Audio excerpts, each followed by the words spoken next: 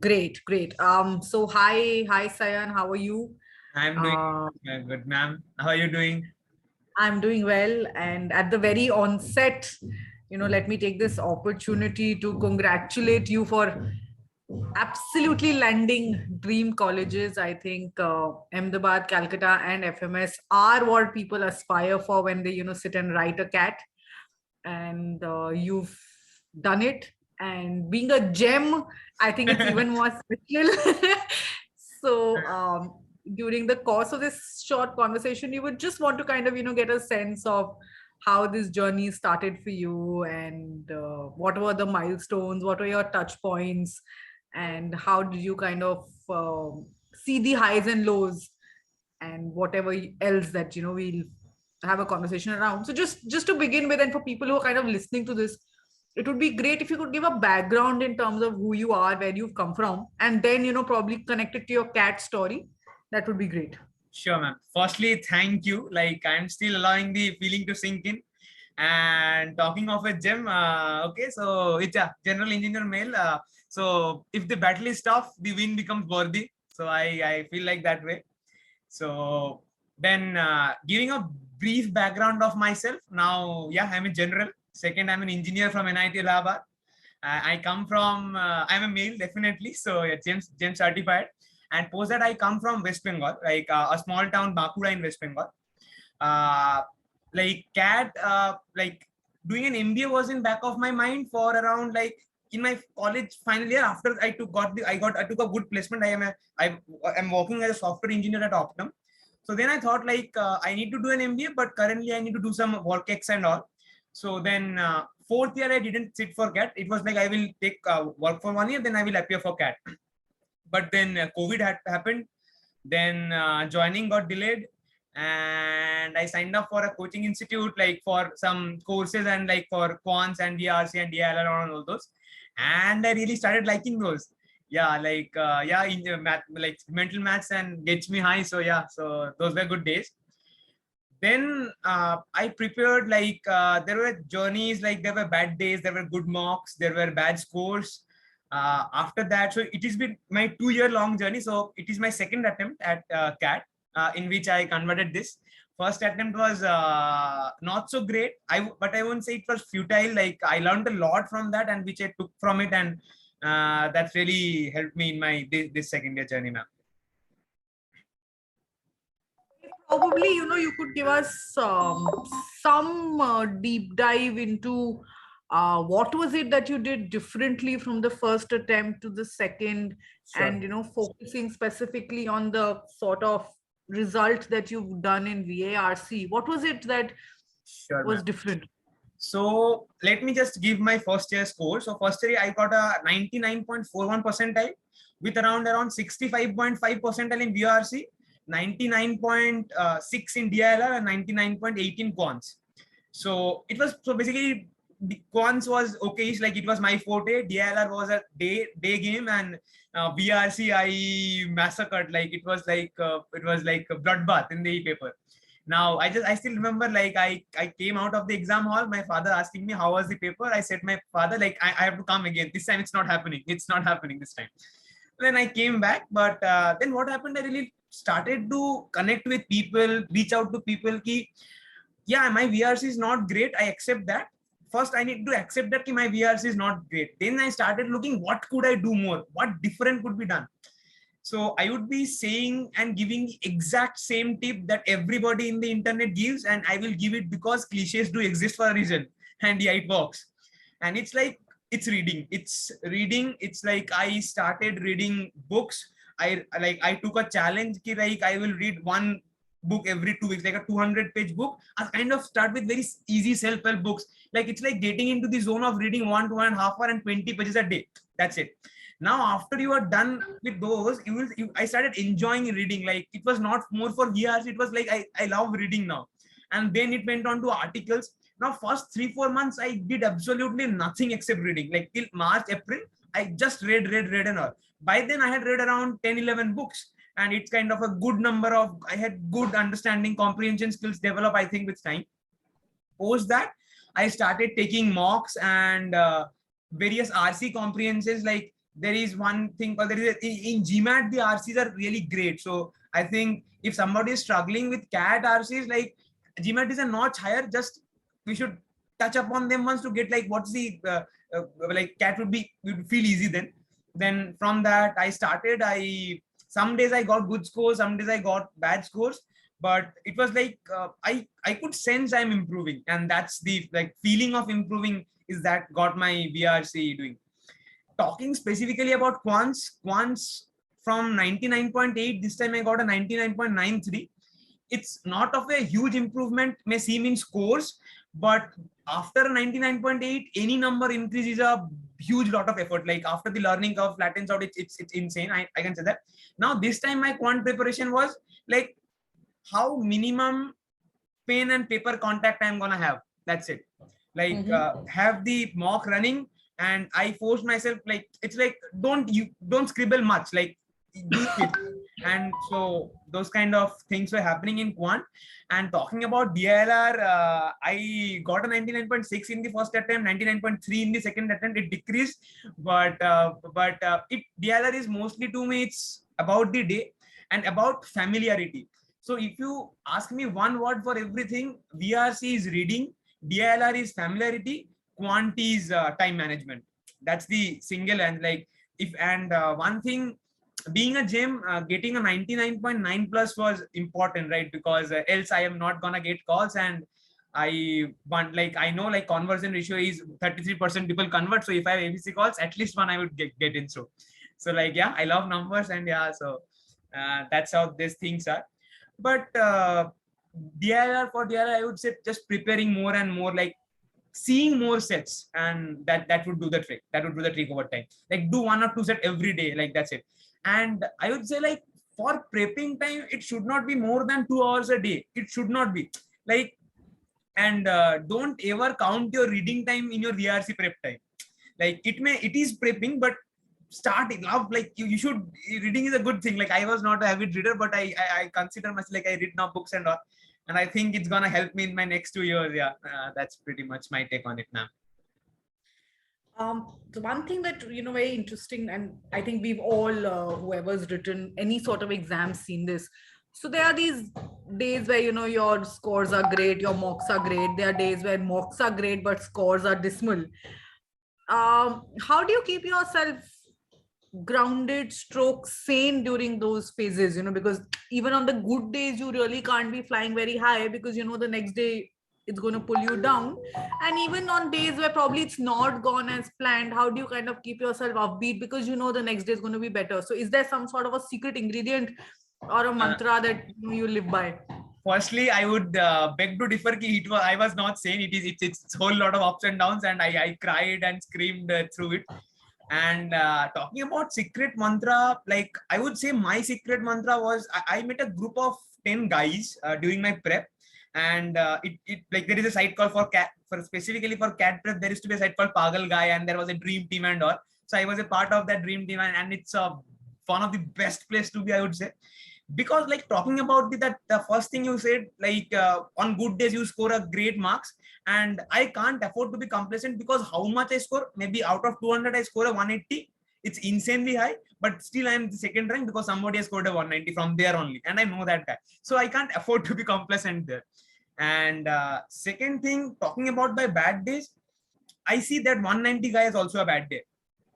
So it's like I will also go through, and it's like on bad days we learn more, like the more. So basically, if I get a near perfect score in quant, I'm not learning anything new. I'm doing everything which I knew earlier, right?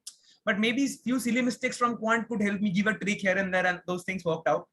And talking about the bad days, some days were really tough, ma'am, being very honest. But I had good friends, like they called me like kuch nahi ho jayega, like those things really helped me. And I think they believed in me more than I believed in myself, and they are calling me, and I think they are equally proud. Like yeah, they are very proud of me, and yeah, I love that. Yeah, that's a blessing to have. Yeah.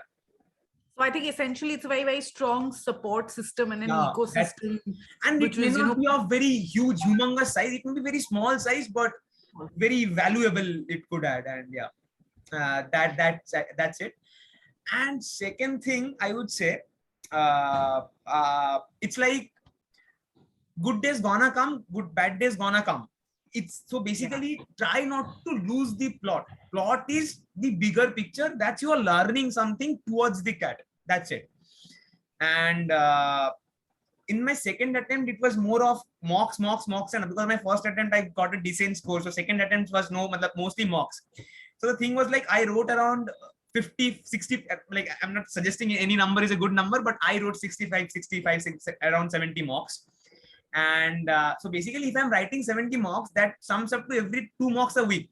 So the difference between 2 mocks is so less. I don't have, like, I wrote a mock on Sunday, I'm sad. I wrote a mock on Tuesday, it's super high score. So like that's it. So moving on easily is the thing. Like going on is that's the thing that will last long. Makes sense. We'll kind of now take this journey a little forward, and let's now talk about the phase where yes, you got these calls, and you got a brilliant percentile, and then slowly the college's calls start trickling in, and you realize, oh, you have an interview, let's say with an FMS, you have an interview, let's say with an Indore or a Calcutta or an Ahmedabad. What was going in your mind in terms of how are you going to prep about it? What, did you have a very, very fixed plan that, this is what I'm going to do, this is what I've read upon, this is what are the important facets that I need to cover? So did you have a plan in place? How did you go about preparing? And then where did Prepzone kind of feature into it? I would like to just answer this from a step back. I would start this from 29 November 2021. It was the D-Day of the CAT. So last D-Day, I just came out and said, it's not happening this time. Let's give a second attempt. I prepped throughout. I just woke up at, I was having the first slot 8:30, woke up 5:30 a.m. in the morning, just brushed my, and like seeing in the mirror and saying, kuch to karna hai, and this kind of thing, saying this to myself. I went in, and this time VRC, I saw a passage, first passage. I couldn't do anything. I closed my eyes. I smiled. I looked around myself. Nobody. I said, nobody. If I am not able to do, nobody is. So chill. So after that, it happened. Then DILR for first, because of this CAT being 2 hour, things has become really gone haywire. Like it's a point of no return. DILR, like I don't know, like I will still creep after getting a good percentile. DILR 40 minutes make no sense. Like it's like if you don't pick a good set in the first 10 minutes, your entire section is gone. So, and that's not right. A person is preparing for a year to go for that 40 minutes, like, and you are putting so much luck to it. So that's it. But yeah, DILR first set I couldn't do, second set I couldn't do, 13 minutes gone. But then one set I picked up and I solved it in 5 minutes. Then one set I picked up, I solved it in next 10 minutes. So I had 8 questions in bucket. And then I had around 15 minutes and I just haywire picked, and this, like, it's all because of my familiarity. I knew what things, like DILR at this time I walked from options and like all sort of things which should not, like it's not very actual methodical to solve, but you can get answers because that's the gut feeling you get. Then quant was like this time. Quant was, I was saying like we have 22 questions, we have to hit everything out of the park, and I went for all in kind of full throttle thing. I made 2 very bad silly mistakes, but yeah. Okay, so that went. Now my father asked me what this time. I said I think this time something may turn out to be good.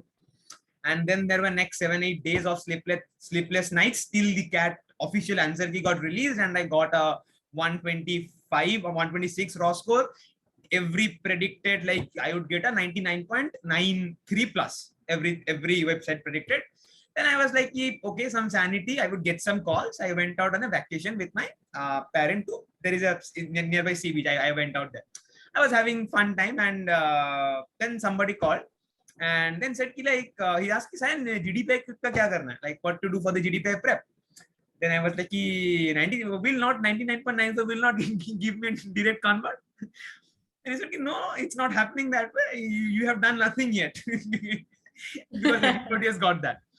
Then my 99.94 happiness lasted for 2 days. Yeah. And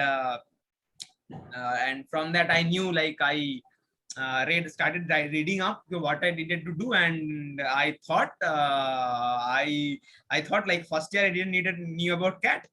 Now I prepared for 1 more year. I got CAT. Now this time I will not get nothing. I will prepare for one more year of GDPI. Next year I am going to somewhere, right? So that was my thing. I like, is saal to nahi ho raha.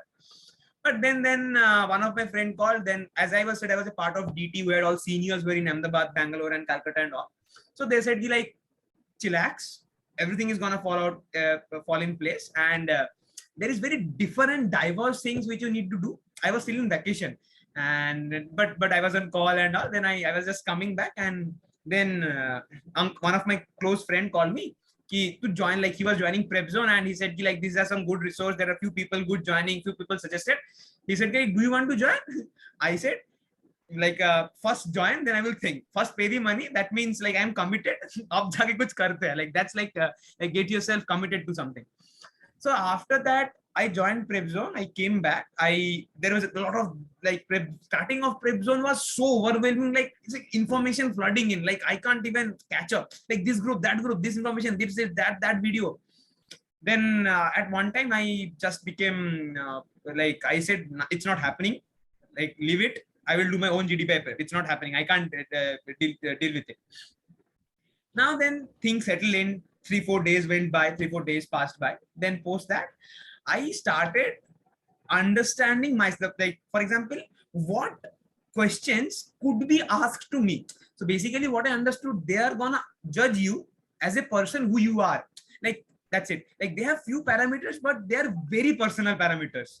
Like, it differs very widely. Like, there is not some fixed pattern, like everybody should perform, like, meet those patterns. Like for example, so basically I started to explore my journey, and then there was this SOP writing things happening, and this gave me so perspective. Like, I looked from beginning to end to, like, what I did, what I didn't, and then all this.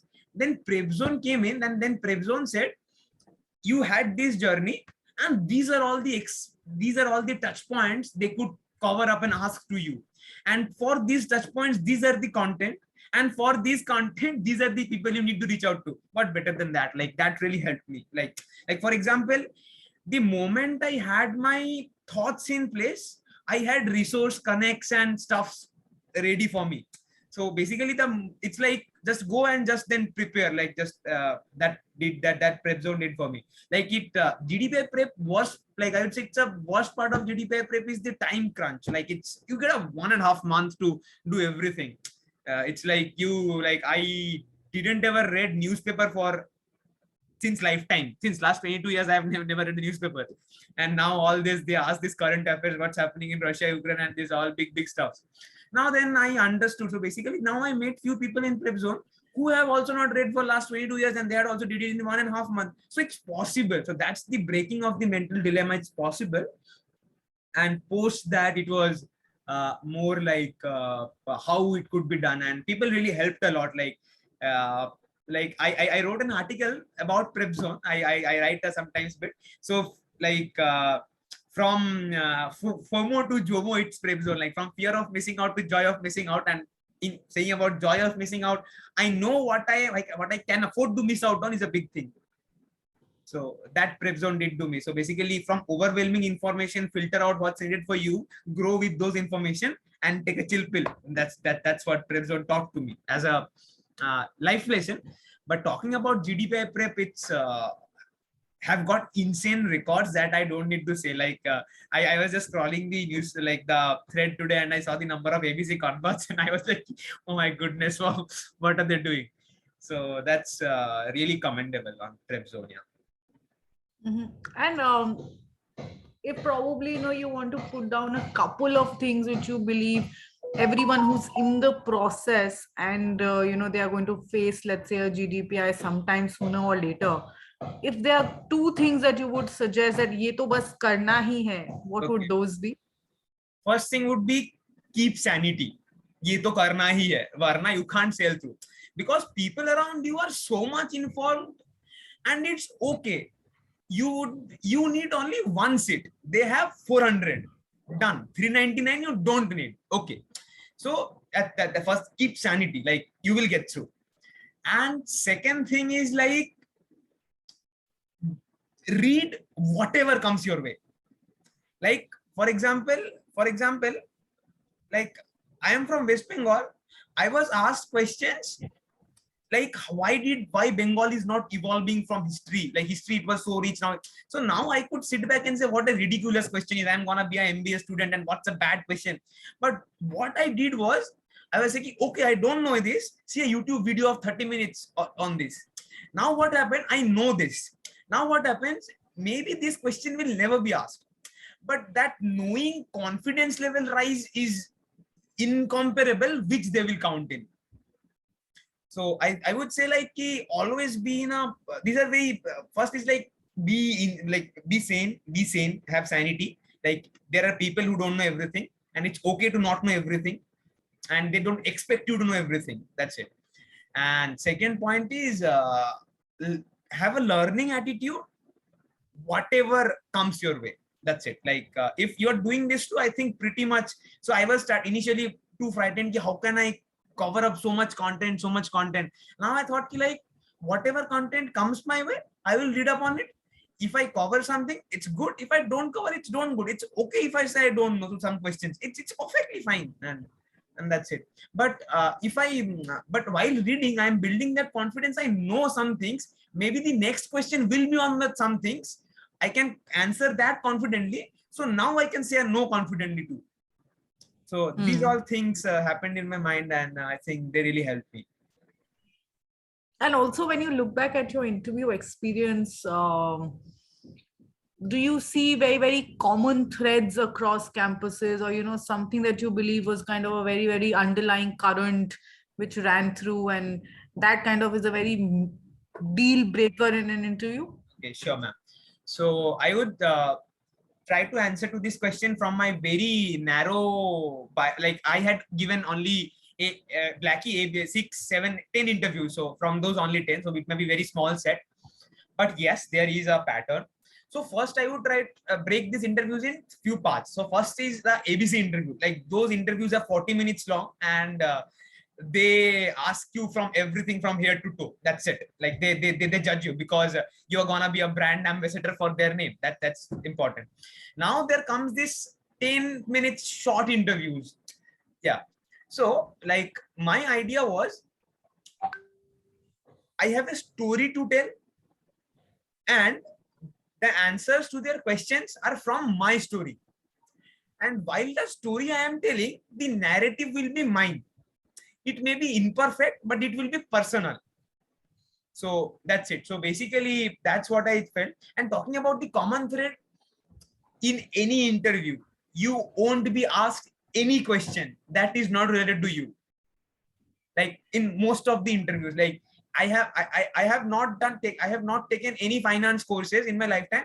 Nobody's gonna ask is like, how do you calculate an NPV? Like those kind of things. Like it's okay if you learn those. And second thing which I would like to say, it's a very common thing, like which I practiced also, and give a lot of mock interviews. That's a lot of important. So Prepzone also helped me give great mock interviews. Like the people were really, they had given interviews, and that's it. So now apart from that, then learning from every interview and try some new in the next one during the mocks. That really helped. And talking about some common threads, it's like I broke my prep into 5 parts. Have those 5 parts ready. First is your WARC-X. Second is your education. Third is your personals. Fourth is your who are you as a person and what do you expect of an MBA college. And fifth, why this college? If you have these 5 fundamental questions related basics ready, and one I missed is the current affairs and those parts. Yeah, if you have these 5-6 parts ready, you are good to go. Like I would say like I got 75 to 80% questions expected. Like I prepared like key. So basically I said I have a story, and it was like a tree branch, and I explored all the branches that could come out of that line, and I have an answer prepared for all those branches. And then it's like going 3-4 level deep, and you're good to go. So that's it. That's the thing. Just one last question then, I think, in this entire conversation. We know you have an A call and a C call, and it's a very happy conundrum. Uh, just as on today, where are you leaning towards and why? Okay, firstly, that's a very happy conundrum, and that's a very big problem too. So currently, I'm leaning a bit towards A, mostly towards A. It's because of two parameters. Firstly, it's the build. It's the red brick building of Dre. It's that building really I saw like dreaming about. And secondly, it's like I see people from very diverse background and from very top places come to that, and I would be crushed there, right? And as I said in Prepzone, so if I move from FOMO to JOMO in Prepzone, I think I can do that in A also. And I think I would be very happy to see me as a person I evolve, and I would learn a lot. So learning from the best, they say, and yeah, so best there would be. So that's why We kind of thought that the Bengali in you would be Calcutta leaning, but probably the red brick building has a trumps up there. Yeah, has a different charm of its own, right? I agree. Yeah. But Seven Lakes is not too bad to have on a campus. Yeah. Just Yeah, an I get that. afterthought. Yeah, Seven Lakes is a great place, and I really am this close to knock a door and call myself a joker. But yeah, but yeah, sometimes I think I would love being a Wimbian this time or what. Absolutely. Great. I think, Sayan, this was absolutely brilliant. Thank you for taking out this time for all of us. And I'm sure whoever is going to be probably seeing this, viewing it, hearing it, they'll have some absolute nuggets of information and knowledge that they're going to take forward. Just as a last thought, for people who probably are going to be writing CAT 22, if there's something that you would want to say to them. Yeah. So I think I will say two lines, and one line is both are posted in, like, I've written them and cut it on and pasted in front of my wall. So first reads, don't be afraid to fail and walk like hell, and that's it. Like it's if you're walking enough. If I didn't convert it anything this time, I would have been happy. Like I would have been 0% sad, because I had put everything I had on the table. That's it. It's like second point. And if think of a narrative, if you ever like I think like if I thinking from a different perspective and I read a book about myself, what the title of that book would be. And I want today that to be if and then there was a boy who refused to give up. So if I can, you can, everybody can. And it's very possible. It's very easy. It's very possible. Just knowing the game is the high. If knowing the game is the high, then you are gonna breach the game any day. Then you are gonna go through it any day. I believe any day. It's no big deal. Great. Thank you so much. And I'm sure over the 2 years we'll see a lot of great stuff. And beyond. Sure. I think I need these good wishes a lot of from now and from. Yeah, I think everybody would be saying, I think like I say everybody to everybody, like if we have ever met, like whenever we depart, we always say dua mein yaad rakhna. So yeah, absolutely. Like yeah, do remember me in your prayers. And yeah, I think I need that. I need all those good wishes, ma'am. Great. Thank you so much. Sure, ma'am. I would stop the recording now.